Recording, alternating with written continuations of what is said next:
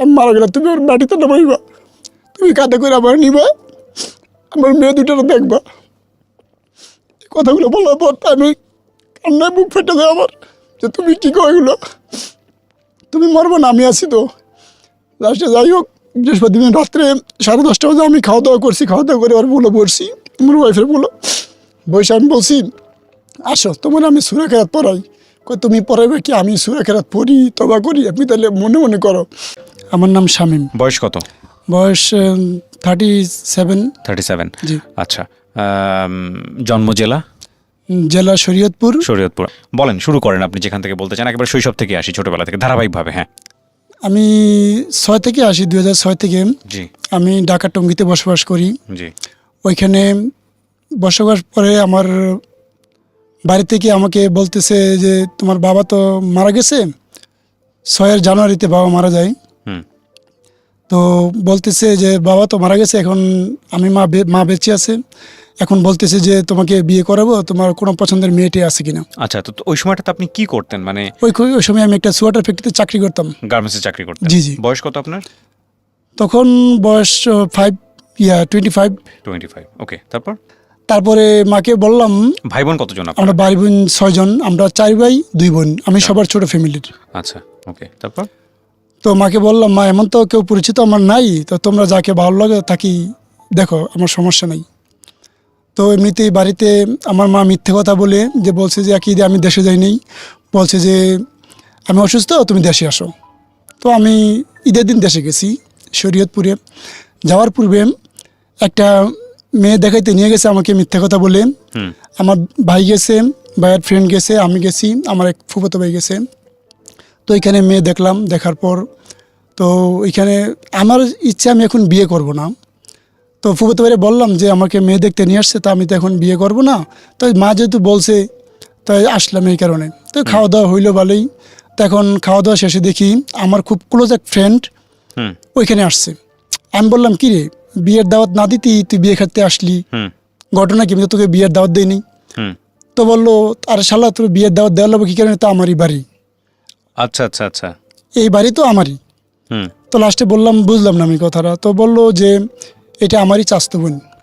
ওকে, মানে আপনার বন্ধুর চাস্তো বোন? হ্যাঁ, বন্ধু চাস্তো বোন। তো যাই হোক, ওইখান থেকে বিয়েটা আমার আর হয় না, আমি মানা করে দিছি। এই কারণেই মেয়েটা আসছে, আইসা প্রথমে একটা অপরিচিত লোকের সাথে কীভাবে কথা বলতে হয় বা তার সামনে কীভাবে নম্রবদ্ধ থাকতে হয় তা আমার তো ভালো লাগলো না আর কি। আচ্ছা, সালাম দিছে, যে সালামের একটা ভদ্রতা আছে, ওই সালামটাই আমার ভালো লাগে নাই। সেজন্য আমি বাড়িতে বলছি যে আমি বিয়ে করবো না। তো ওকে ফাইন, আমি ঢাকা চলে আসলাম। তারপরে রপ্তানিতে আমার যে বাসায় থাকি, ওই বাসায় একটা লোক রপ্তানিতে চাকরি করে, সাবার রপ্তানিতে। হ্যাঁ। তো একদিন ও আমার সাথে ফোনে কথা বলছে, কথা বলার পর কয় আমার এক বান্ধবীর সাথে কথা বলবো নি। আমি কি তোমার বান্ধবী কি আমার সাথে কথা বলবে? হ্যাঁ বলো।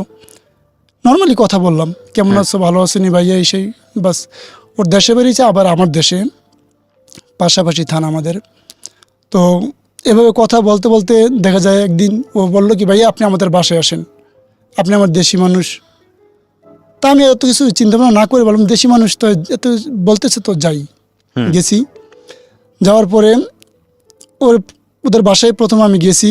যাওয়ার পরে যাই হোক, দুপুরবেলা খাওয়া দাওয়া করলাম। খাওয়া দাওয়ার পর এর মায়ের সাথে কথা বললাম, বাবার সাথে কথা বললাম, যে একই দেশের মানুষ, একই হয়তো থানা ভিন্ন, পাশাপাশি, বেশিক্ষণ সময় লাগে না যাইতে আমাদের। তো তাকে খুব ভালো লাগলো আমার। তা আমি তাকে কিছু বলি নেই, বাস আমি এভাবে কথাবার্তা বলে টেলে খাওয়া দাওয়া করে দুপুরবেলা এসে পড়ছি আমার বাসায়। তো আমার 2-1 দিন পর পর রেগুলার কথাবার্তা হয় মোবাইলে, জাস্ট ফ্রেন্ডের মতো কথাবার্তা হয়, অন্য কিছু না। আবার মা প্লেন দিতেছে যে দেখো তোমার বাবা চলে গেছে, এখন তুমি বিয়ে করো, পছন্দের কেউ থাকলে বলো। আমাকে, মা আমার তো তেমন পছন্দের কেউ নাই, তবে আমাদের দেশে একটা মেয়ে আছে, সাভার থাকে, তো তোমরা যদি চাও তারা দেখতে পারো। আচ্ছা। তো মা বললো ঠিক আছে, আমরা আসবো, দেখবো। বাস, মাকে একদিন, তার আগে আবার আমি ওর মার সাথে কথা বলছি, ঠিক আছে, আমার ওয়াইফ যে ছিল ওর মার সাথে কথা বলছি যে আন্টি আপনারা যদি কিছু মনে না করেন তাহলে একটা কথা বলি। কয় বলো। আমি কি, আপনাদের মেয়েকে আমার খুব ভালো লাগছে, মানে মা তো বাসা থেকে বিয়ের জন্য বলতেছে, তো যদি আপনারা চান তাহলে আমার বাবা মাকে আপনার বাসায় আমি পাঠাবো। কয় ঠিক আছে পাঠাও, মেয়ে যেহেতু বড় হয়েছে, বিয়ে দিতে হবে, তো পাঠাও। বাস আমি আমার বাবা মাকে পাঠাইছি সেখানে। তখন তো বাবা বাবা নাই, মা বেঁচে আছে। মা গেছে, আমার বড় ভাইয়ের শাশুড়ি গেছে, আমার ভাবি গেছে, গিয়ে দেখে টিকে আইসা পছন্দ করছে, তারা পছন্দ করে টাকা টুকা হাতে দিয়ে আসছে। হুম তো যাই হোক, গেছে, যাওয়ার পরে তার কিছুদিন পরে এখানে একটা ঘটনা ঘটলো কি, আমি যেই বাসায় ভাড়া থাকতাম ওই বাসারই একটা মেয়ে, ওই যেই মেয়ে ফোন দিয়ে প্রথমে কথা হয়েছে, একই সাথে চাকরি করতো গার্মেন্টসে, জি ওই মেয়ে নাকি আমার বিরুদ্ধে একটা চিঠি দিছে ওর কাছে, ওর বাড়িতে, আচ্ছা যে ছেলে ভালো না, আর ছেলে বিবাহিত, তো ছেলের সমস্যা আছে। তো যেহেতু মা কিন্তু পছন্দ করে মেয়ে ঠিকঠাক করে আসছে, শুধু বিয়ের দিন তারিখ পাকা করবো আর কিছু না।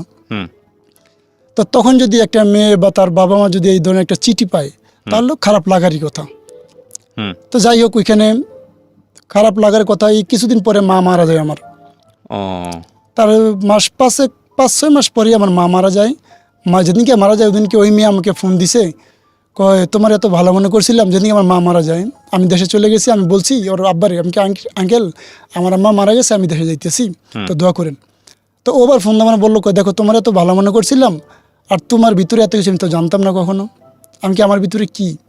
কয় তুমি বিবাহিত, তোমার চরিত্র খারাপ, বিভিন্ন কথাবার্তা বলছে। বলার পরে যাই হোক, কিছুদিন পরে আবার সব কিছু ঠিকঠাক হয়ে আমাদের বিয়ে হয়।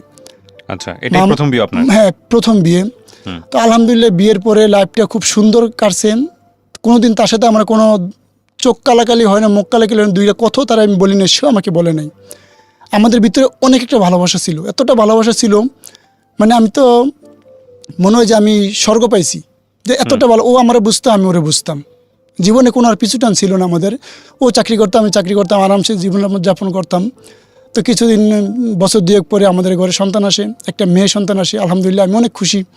বড় মেয়েটা আসে, তার বড় মেয়েটা বয়স যখন 4 বছর হয়, তখন আমি চিন্তা করলাম দেশে আর কষ্ট কত করবো, তো আমি এবার প্রবাসে দেখি দেওয়ার চিন্তা ভাবনা করি। ওকে।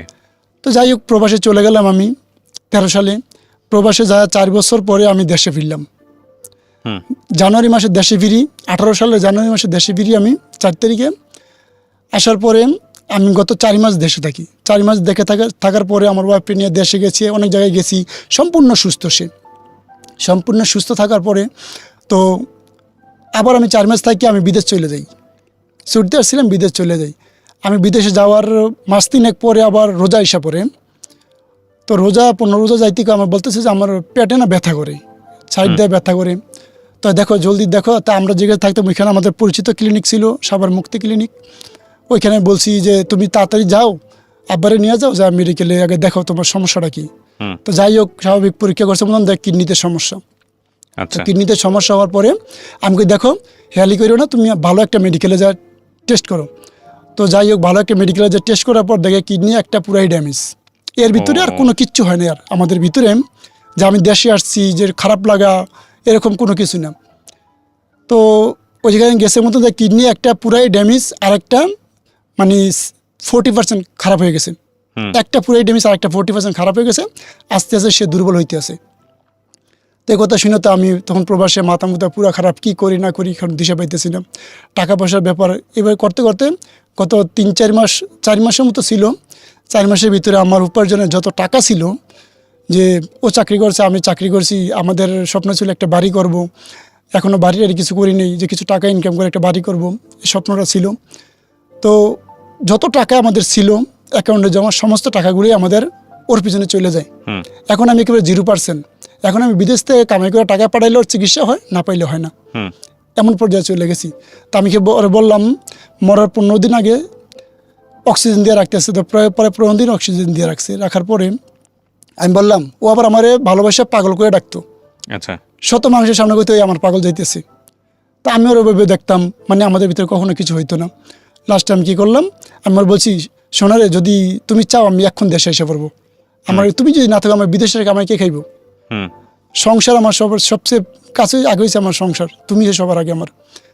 না দেখো, তুমি যদি আইসা পড়ো, তখন বসে বসে কথা বলে শুইতে পারে না, অক্সিজেন দেওয়ার, তুমি যদি আইসা পড়ো তাহলে আমার চিকিৎসা করবো কে? এই কথা শোনার পর আমার কান্নার বুক ফাইটে থাকে। লাস্টে আমি কী করি, ওরা বুঝাই, ওই দেখো যা তো ছিল জীবনে সবই তো শেষ হয়ে গেছে, বাকি নিয়ে আল্লাহ পাকের উপর ভরসা। আমার দ্বন্দ্বলুত নাই যে আমি বেঁচে তোমার চিকিৎসা করবো, যা ইনকাম করছিলাম সব দিয়েই করছি তোমারই। হুম এরকম করার পর হঠাৎ করে মরণের 5 দিন আগে আমার বলতেছে তুমি দেশে এসে পড়ো। হুম হঠাৎ রাতে 3টা বাজে ফোন দিচ্ছে। আমার তো রাতে কোনো ঘুম হয় না, দিন ভরে পরিশ্রমে কাজ করি বিদেশের বাড়ি, এত পরিশ্রম যা বলার বাইরে, কারণ বলতে পারি না। এখন বলতেছে তুমি দেশে এসে পড়ো। বৃহস্পতিবার রাত্রে 3টা বাজে আমার ফোন দিচ্ছে যে তুমি দেশে আসো। শুধু এই কথাটা শুনতে দেরি আমি সকালবেলা আমার যে আরবাব ছিল ওই দেশের উমানের, ওই আরবাবরে যা বলছি, আরবাব আনা মুশকিল আনা রুবিলাত আনা বিবি ওয়াগিদ মুশকিলা মেডিকেল মেডিকেল ভর্তি হুম বলতেছে যে ঠিক আছে তুই দেশে যা। আমি সাথে সাথে দুপুর 10টা বাজে যায়, তার সে আমার পাসপোর্ট ছিল, পাসপোর্ট আনছি। আমি যেখানে থাকতাম ওইখান থেকে প্রায় 150 কিলোমিটার দূর। আমি যাই ওই যেখান থেকে পাসপোর্ট আনি, রাত্রে 3টা বাজে বিমান পাইছি, টিকিট পাইছি ওই দিনকেই। আমার যত মানে যাই ছিল, আমার যার কাজ করতাম তার আমাদের টাকাটুকু ছিল, ওর টাকাটুকু আমি সব পেড করে আমি রাতে 3টা বাজে বিমানে আসি। বিমানে আসার পর বাংলাদেশে আসার পর আমার অনেক সমস্যা হয় এয়ারপোর্টে। আমি আসার সময় কিছু নিয়ে আসিনি বলতে কাপড় চোপড় কিছু আনি নাই। তো আমার বলছে যে বিমানবন্দরে আসছি মতন জায়গার সিআইডি ধরছে, তুমি এত দ্রুত কোথায় যাইতেছো? আমি স্যার আমার বাড়িতে সমস্যা, আমি এবার যেছি আসছি। তুমি 1 বছরের ভিতরে কেন 2বার দেশে আসলাম? আমি স্যার আমার সমস্যা, আমি এই কারণে দেশে আসছি। যাই হোক, অনেক কাটাকাটি হয়, এগুলো বাদ দিই। লাস্টে আসলাম বাড়িতে আসার পর ঘরে ঢুকলাম, দেখে আবার মন মানে রাখতে পারলাম না। আমি এত একটা অবস্থা যে কী করলাম জীবনে। তারপরে গেলাম, সালাম দিলাম, কথা বললাম, পাশে বসলাম। আপনি জান না তোমার কী খেতে মন চায় কও? গত 3-4 দিন হয় কিচ্ছু খায় না, এক ফোঁটা পানি ছাড়া কিছু খায় না। আমার ছোটো ছোটো মুরগির বাচ্চা দিয়ে ভাত খেতে মন চায়। আমি সাথে সাথে আমার সালানা দিয়ে মুরগির বাচ্চা আনাইছি, ছোটো ছোটো মুরগির বাচ্চা আনা পাক করছি। পাক করার পর আমি অল্প একটু খাওয়াইছি। তুমি জানো তুমি যেভাবে ভালোবাসা ভাত খাওয়াইছো, এরকম ভাত আমার কেউ খাওয়াই না এতদিন। আমি কি খাই না খাই, একবার যদি বসি আমি খাবো না, আমার পাশে কেউ ভাত নিয়ে আসে নাই, আমার শ্বশুর শাশুড়ির কাছে থাকতো। তো যাই হোক, এরকম করতে হতো 2 দিন 3 দিন যায়, 5 দিন আমি থাকি। 5 দিনের ভিতরে শুক্রবার দিন বৃহস্পতিবার দিবগত রাত আসে। তো আমি যেদিনকে ঢাকা আসছি ওই পরের দিন আমি সকালে ফজর নামাজ পড়ে আসছি। আসার পর আমি বলছি যে আমি দরজাটা খুলে বেরিয়েছি, ঘরে ঢুকছি, আমাকে এবার সালাম দিচ্ছে। সালাম দিয়ে বলে তুমি ভালো আছো? আমি কি আলহামদুলিল্লাহ আমি ভালো আছি। আমিও সালাম দিচ্ছি, সালাম উত্তর নিচ্ছি, তুমি ভালো আছো? আলহামদুলিল্লাহ আমিও ভালো আছি। আমি কই তো তুমি একটু শুয়ে থাকো, তোমার ভালো লাগবে না? কয় না আমি শুবো না, তুমি বাসার সবাই ডাকো। কেন? ডাকো, কথা আছে। আমি কই না দেখো পাগলামি করো, তুমি একটু শুয়ে থাকো, ভালো লাগবে না, আমি তোমার পাশে বসে তোমার মাথায় হাত বুলিয়ে দিই। আর আমি যতক্ষণ পাশে ছিলাম জিকির করাইছি, মানে যত যাই দোয়া কলমা ছিল সব আমি ওর মনে মনে পড়াইছি যে তুমি পড়ো, আমি পড়বো, আমার সাথে তুমি পড়বা। আমি এসব সবসময় পড়ি, জিকির করি, তোবা পড়ি আল্লাহর কাছে। এরকম করে যাই হোক, বৃহস্পতিবার রাত্রে যে আসে, বৃহস্পতিবার দিন ওরা সুন্দর করে সবাই গোসল করাইছে, সুন্দর করে পরিষ্কার করাইছে। পরিষ্কার করানোর পরে গোসল মোসল করে 3টার দিকে ঘরে নিয়েছে। ঘরে নেওয়ার পর আমার কাছে তুমি ভাত খাবো না? আমি হ্যাঁ আমি ভাত খাবো তো। তা আমি ওদিনকে ঘরে ডাল আর হচ্ছে পাতলা ডাল আর একটু গোস দিয়ে কটা ভাত খাওয়াইছি, 2 নলা ভাত খাওয়াইছি। খাওয়ানোর পূর্বে ও বসে দিয়েছে, আমি ভাত খাইছি 3টা বাজে। ভাত খাওয়ার পর ওর পাশে যায় বসে বসে ওর লগে কথাবার্তা বলি, গল্প গুজব করি, এবং একটু সাহস দেই। এই কথা কইতে মানে রাত্র হয়ে গেছে গা, প্রায় রাত্র 10:30টার দিকে সবাই খাইতে বসছে। আমি ওর পাশে বসে রয়েছি। আমার বলতেছে, আমি আবার ওদিনকেও খাওয়াইছি ওরে ডাল দিয়ে, আবার গোস দিয়ে একটু ভাত খাওয়াই। বলছে তুমি খাবা না? রাত্রে তুমি খাও, তুমি কতদিন ধরে ঘুমাও না, তুমি আজকে একটু ঘুমাইও। আমি কি না, আজকে আমি ঘুমাবো না, আমি ঘুমাবো, তুমি বসে থাকবা, তুমি আমার সাথে কথা বলবা। এরকম করে তার আগে আবার যেদিনকে আমি নামাজ পড়ে আসছি ওদিনকে আমারতে মাপ চাইছে, বাড়ির সবারতে মাপ চাইছে। যে সবাই ওদিকে যার ইচ্ছা কথা ছিল মনের ভিতরে সমস্ত কথা ওদিনকে বলে গেছে আমার, যে আমি মারা গেলে আমার শ্বশুর শাশুড়ির সামনে আমার কবর দিবা, আমি মারা গেলে তুমি আমার মাটিতে নামাইবা, তুমি কাঁধে করে আমার নিবা, আমার মেয়ে 2টা দেখবা। কথাগুলো বলার পর আমি কান্নায় বুক ফেটে যায় আমার, যে তুমি কী কো এগুলো, তুমি মরবো না, আমি আছি তো। লাস্টে যাই হোক, বৃহস্পতিবার রাত্রে 10:30 বাজে আমি খাওয়া দাওয়া করছি। খাওয়া দাওয়া করে আর বলে বসছি, আমার ওয়াইফের বলো বসে আমি বলছি আসো তোমার আমি সূরা কেরাত পড়াই। তুমি পড়াইবে কি? আমি সূরা কেরাত পড়ি, তওবা করি, আপনি তাহলে মনে মনে করো। আমি 11টা বাজে আমার চোখে প্রচণ্ড ঘুম এসে পড়ছে। গত 5টা রাত আমি একটু ঘুমাই নাই। ওর পাশে বসে শুধু গল্প করছি, ওর কথাগুলো আমি শুনছি যে কী বলতে চাই। তো মোটামুটি এরকম করতে করতে প্রায় 1:45 বাজে রাত্র। আমি ফেসবুকে মানুষের সাথে মেসেজ দিতেছি যাতে চোখে ঘুম না আসে, কখন কী চায় সে। এমনিতে কী হলো, আমি আল্লাহর এমন একটা হুকুম যে 2:30 বাজে আমি অটোমেটিক আমার মোবাইল হাত থেকে কোথায় পড়ছে, আমি দেয়ালের সাথে হেলান দিয়ে রয়েছি। হেলান দিয়ে থাকার পর মোবাইল কোথায় পড়ছে আমি জানি না, আমি কিছু ঘুমিয়ে গেছি। ঘুমিয়ে স্বপ্নে দেখতেছি যে কি, যে আমার বাড়ির থেকে অনেক পূর্ব থেকে দুইটা লোক আসছে, একটা মেয়ে একটা ছেলে ভাগ্যে আসছে। আমি প্রতিদিনই খাইতে বললে আমার প্লেটটা আমি বারবার ধুয়ে দিলাম, আমার প্লেটটা আমি ধুয়ে খাই, একটু হাতটা ধুইলেও প্লেটটা ধুই। তা আমি আমার গ্রামের বাড়িতে দেখতেছি যে আমি দরজার সামনে বসলাম, মেলাবেনি একটা প্লেট ধোয়ার জন্য প্রস্তুত নিয়েছি। এমন সময় আমার ঘরের সামনে একটা মেয়ে আসছে, স্বপ্নে দেখতেছি। চেহারাটা মোটামুটি ভালো, খুব সুন্দর চেহারাটা। তা আমি বলছি, কিরে বোন তুই আমার ঘরের সামনে কী করস? 2-3বার বলার পর সে বললো, ভাইয়া আমি অনেক দূর থেকে আসছি, আমি তো একটা ছেলেরে ভালোবাসি, আমার বাড়ি থেকে তারা মান্য নেয় না কখনো। আমি দেখো ভাই, প্রেম করে বিয়ে করাটা খুব কঠিন, খুব কষ্টের, তাই তোমরা যাই করো সবার সাথে মিলে দিলি কাজটা করো, তুমি আর প্রেম করে বিয়ে করো না। কয় না ভাই, আমি তাকে অনেক ভালোবাসি, সে বিদেশে থাকে, আমি তাকে অনেক ভালোবাসি, তারা বলতে পারবো না। এই কথা বললে আমি গেছি কলের পারে প্লেট ধোয়ার জন্য যাওয়ার পরে ওইখানে যদি ওই ছেলেটা, ওই যেই ছেলেটারে ভালোবাসতো ওই ছেলেটা ওইখানে স্বপ্নে, কি ভাই তুমি কে? কয় ভাই আমি তো এই মেয়েটারে ভালোবাসি, ওর জন্য আমি বিদেশ থেকে এসে পড়ছি, ওর বাবা মা আমার বিয়ে দেওয়াতে আমরা ভাগ্যে গেছি। আমি কি ভাই তুমি কাজ করো, তুমি তারা নিয়ে বাড়িতে যাও, তোমার বাবা মাকে বলো, তারা একদিন মানবেই। এই কথা বললে আমি দেশে ঘরে ঢুকে প্লেটে ভাত বাড়ছি। এখন আমি ভাতটা খাওয়ার আগেই ওই মেয়ের মুখের দিকে তাকাইছি, দেখি মেয়ের মুখটা শুকনা, কতদিন ধরে কিছু খায় না। তা আমি করলাম কি, তরকারি না দিয়ে বলছি, নীর ভাই তোর মুখটা শুকনা, মেয়েটারে বলি তুমি ভাতগুলো খাও। এতে ভাতগুলো ঠেলে দিছি, এতে আমার ঘুম ভেঙে গেছে। ঘুম ভেঙে দেখি আমার আর নাই। ও, আপনার ঘুমের মধ্যে সে মারা গেছে? আমি ঘুমের মধ্যে মারা গেছে, বাস্তবত চোখের সামনে, এগুলো স্বপ্নে দেখলাম আমি, যে আমি খানা দিছি না, খানা দেওয়ার সাথে সাথে আমার ঘুম ভেঙে গেছে, দেখি আমার ওয়াইফ আর দুনিয়াতে নেই।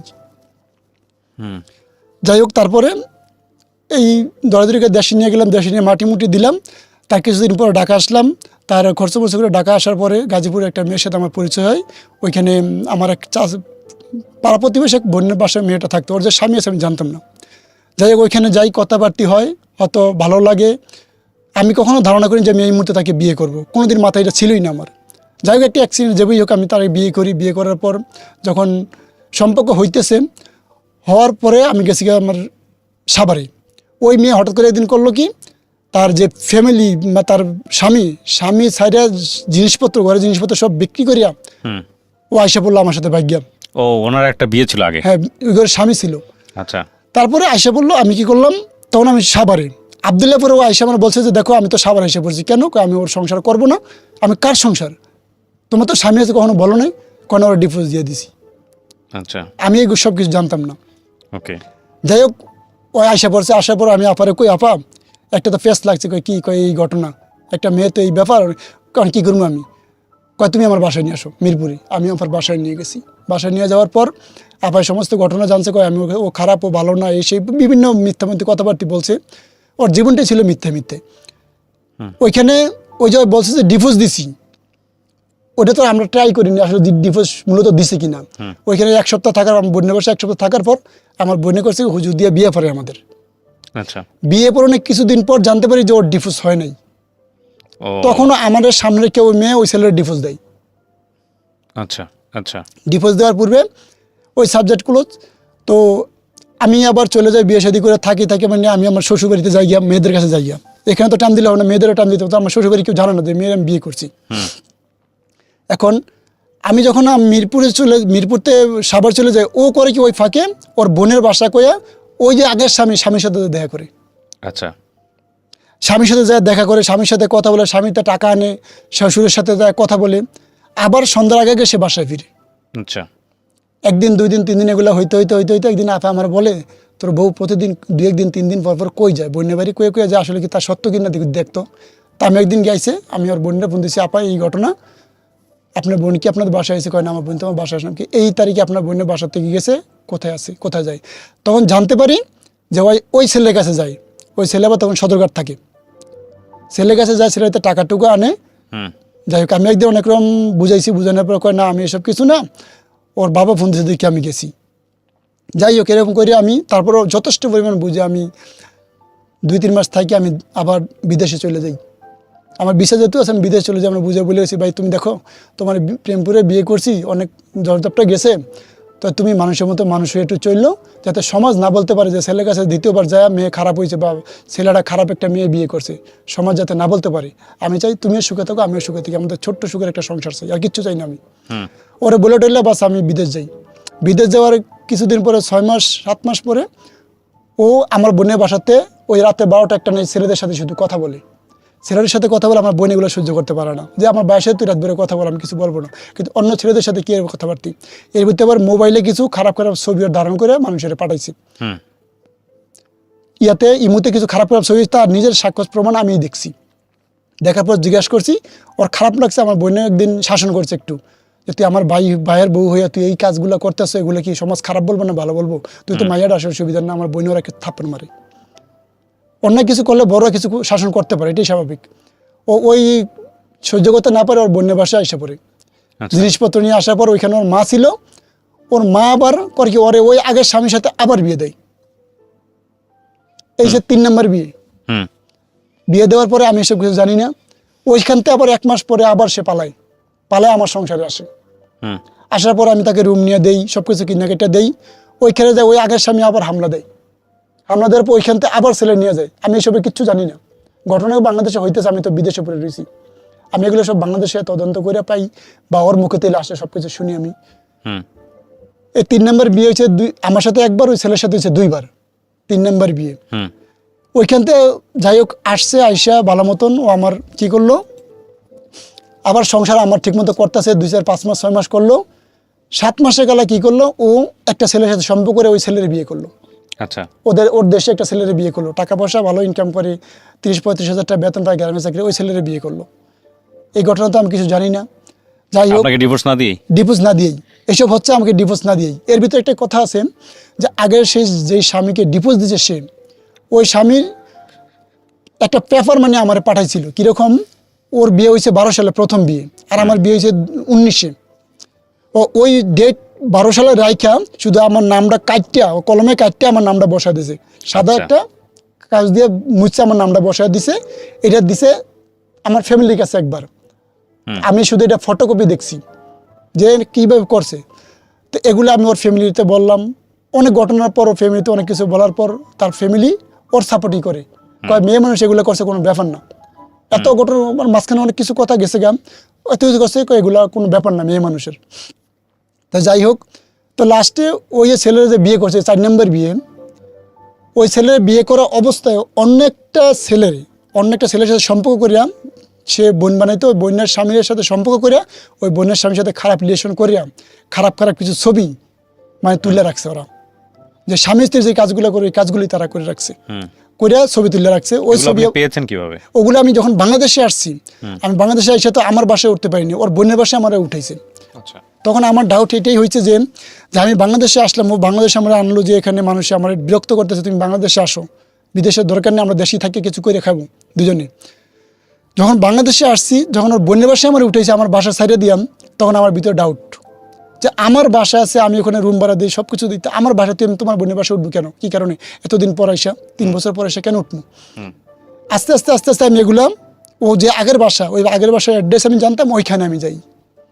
ওইখানে যাওয়ার পর কথায় সব কিছু হাতের নাগারিকের প্রমাণ সব কিছু আসে পড়ে। কিছু রেকর্ডিং আমার কাছে এখনও আছে, কার সাথে কী করছে না করছে, খারাপ কথোপকথন সব আমার কাছে আছে এখনও রেকর্ডিং। কিছু ছবিগুলো ও চালাকি করে ডিলিট করে দিছি। আচ্ছা। তারপরে ও সে আমার সংসারে কিন্তু আছে, আমার সংসারে থাকতেও কী করলো, ওই ছেলেদের সাথে আবার সম্পর্ক, যে 3-4 নম্বর স্বামী। তখন কি আপনাদের বাচ্চা কাচ্চা হয়েছে? না, বাচ্চা কাচ্চা হয়নি। তো আপনি ছেড়ে দিচ্ছিলেন না কেন ওকে তখন?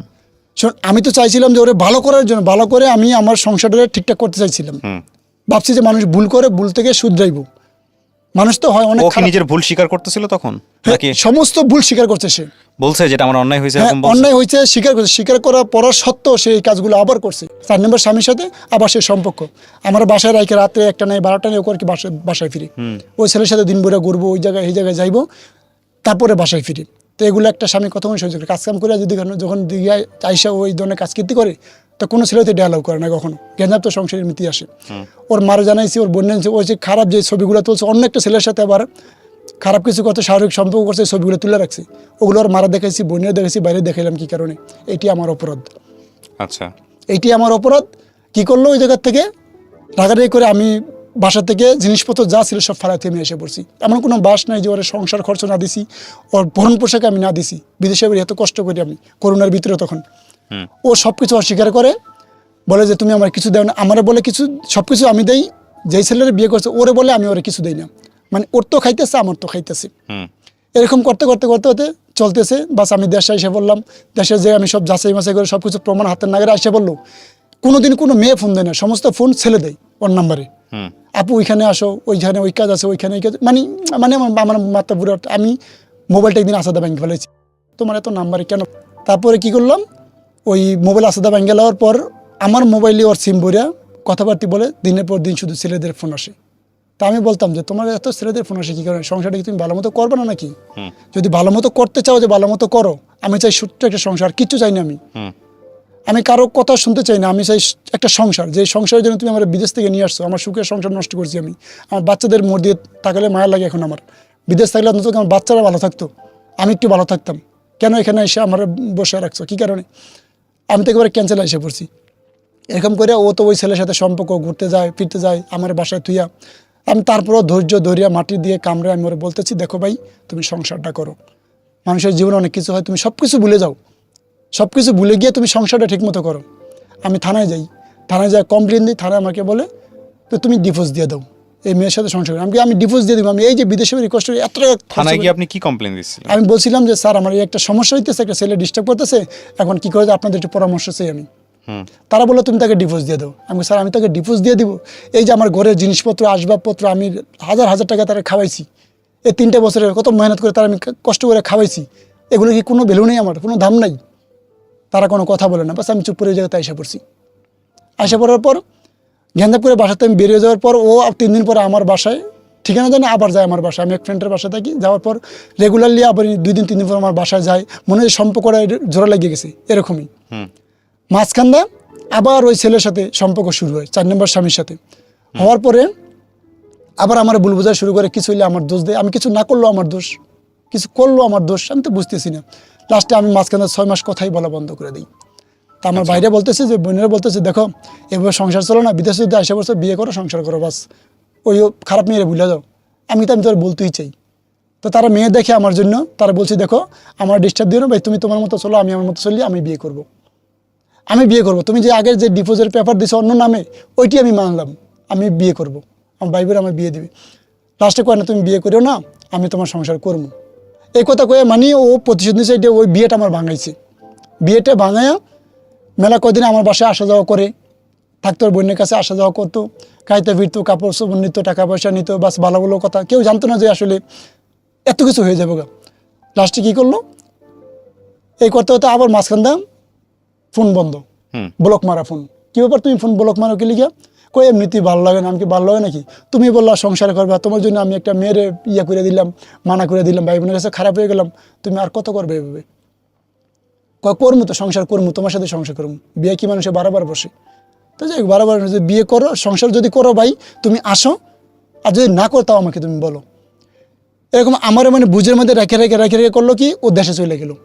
দেশে যাওয়ার পরে দেশের এই যে এই ঘটনাগুলো ঢাকা শহরে ঘটায় থুয়ে গেছে, আর অনেক কাহিনী ঘটায় থুয়ে গেছে, ওদের ফ্যামিলি সবাই জানে, কিন্তু ওদের প্রতিবেশী কেউ ঘটনাটা জানে না। এইসব ধামাচাপা দিয়ে ওই মেয়েরা আবার ওর চাস্তো ভাইয়ের সাথে বিয়ে দিয়ে দেয়।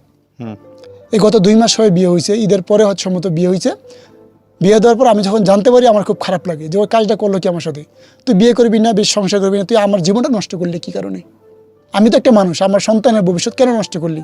আমার ছোটো মেয়েটা তোর মা ডাকতো, মায়ের মতো জানতো। আমার বড় মেয়েটার সাথে তোমার ভালো একটা ইয়ে হয়েছিল, সম্পর্ক হয়ে গেছিলো গা, আমার ফ্যামিলির সবার সাথে হয়ে গেছিলো গা, আমার বাগনারা তোমার মা ডাকতো।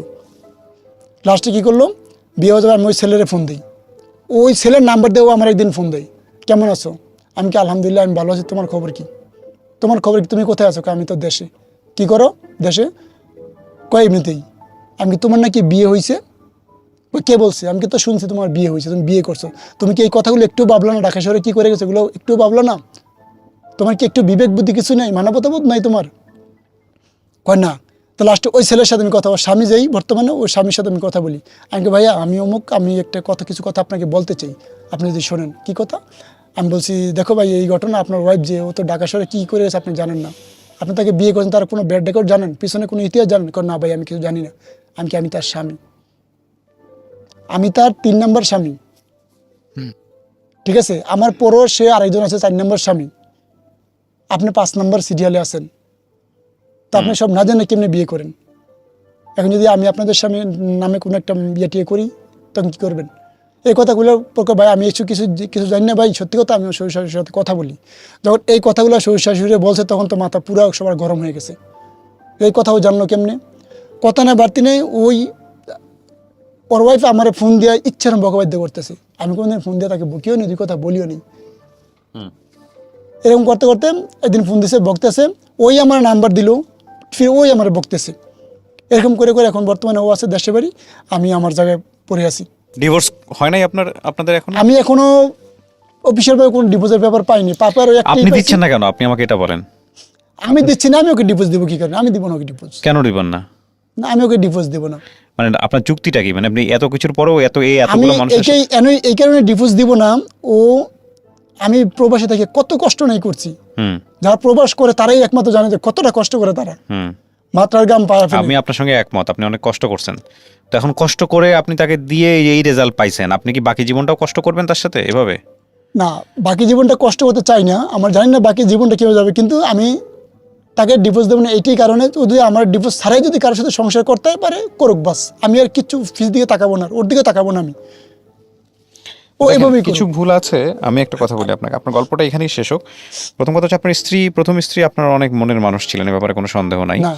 দ্বিতীয় স্ত্রীর ক্ষেত্রে আপনার প্রথম স্ত্রী মারা যাওয়ার পরে আপনার তড়িঘড়ি করে এত দ্রুত এরকম একটা মানুষকে না জেনে বিয়ে শাদী করাটা বোধহয় ঠিক হয়নি। প্রথমে বললাম আমি কখনো ধারণা করি যে এই কাজটা আমি করব, কারণ এতটা আমি ছিলাম। তারপরেও আমি বলবো যে কোনো এক ধরনের সম্পর্কের মধ্যে অল্প হোক কম হোক বেশি হোক, যদি কখনো চিটিং ব্যাপারটা চলে আসে তাহলে এটাকে কন্টিনিউ না করাটাই উচিত।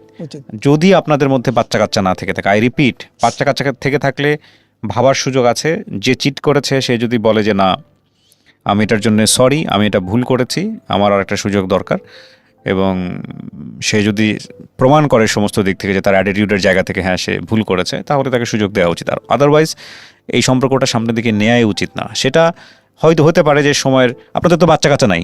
না, আমাদের প্রথম করে বাচ্চা আছে। হ্যাঁ, তার মানে আপনার এই সম্পর্কটা অনেক আগেই শেষ করে ফেলা উচিত ছিল, এটা আমি বলবো। পুলিশ আপনাকে যেটা বলেছে সেটা ঠিক বলেছে, এবং আমিও বলবো পুরো পৃথিবী সেটাই বলবে। এত কিছুর পরে ওই সম্পর্কের জন্য যদি আপনি অপেক্ষা করে থাকেন তাহলে এটা নিজে নিজে আফিম খাওয়া, নিজে নিজে বিষ খাওয়া ছাড়া আর কিছুই না। আমি আর অপেক্ষা, ও যেহেতু বিয়ে হয়েছে আমি আর অপেক্ষা করি না। সো এটাই হচ্ছে বিষয়। প্রিয় দর্শক এবং শ্রোতা যারা এতক্ষণ আমাদের সঙ্গে ছিলেন, এরকম ঘটনা আমাদের সমাজে অনেক আছে। উচ্চবিত্ত পরিবারে যেমন আছে, নিম্নবিত্ত মধ্যবিত্ত অনেক পরিবারে আছে। এমন ইন্টারেস্টিং স্টোরি আছে যেটা বিশেষ করে সাইকোলজিস্ট যারা আছেন বা সাইকিয়াট্রিস্ট যারা আছেন তাদের কাছে এইসব ঘটনাগুলো এত বেশি আসে যে শুনলে আপনার গা শিউরে উঠবে, বিশেষ করে এই রিলেশনশিপের কমপ্লেক্সিটিগুলো। এবং এগুলো দিনকে দিন বাড়ছে। সেদিন একটা রিপোর্ট পড়ছিলাম, সেখানে আমরা দেখলাম যে ঢাকা শহরে প্রতি 40 মিনিটে একটা করে ডিভোর্স হচ্ছে। ডিভোর্সের পরিমাণ বাড়ছে এবং কেউই আমরা আসলে এই প্রবলেম থেকে মুক্ত না। ব্যাপারটা হচ্ছে স্যাক্রিফাইস আসলে কতক্ষণ করা যায় সেটাও কিন্তু একটা ধৈর্যের উপর নির্ভর করে। কারণ দিন শেষে জীবনটা একটাই এবং এটাকে প্রেশারের মধ্যে রাখার কোনো সুযোগ নেই। আপনি কতক্ষণ রাখতে পারবেন সেটাই হচ্ছে কথা। আমার মনে হয় যে উনিও নিজেকে অনেক প্রেশারে রেখেছেন, উনি আসলে বের হয়ে আসতে পারছেন না, তবে বের হয়ে আসতেই হবে, টুডে অর টুমোরো। শেষ করছি আজকের মতো। শুভরাত্রি।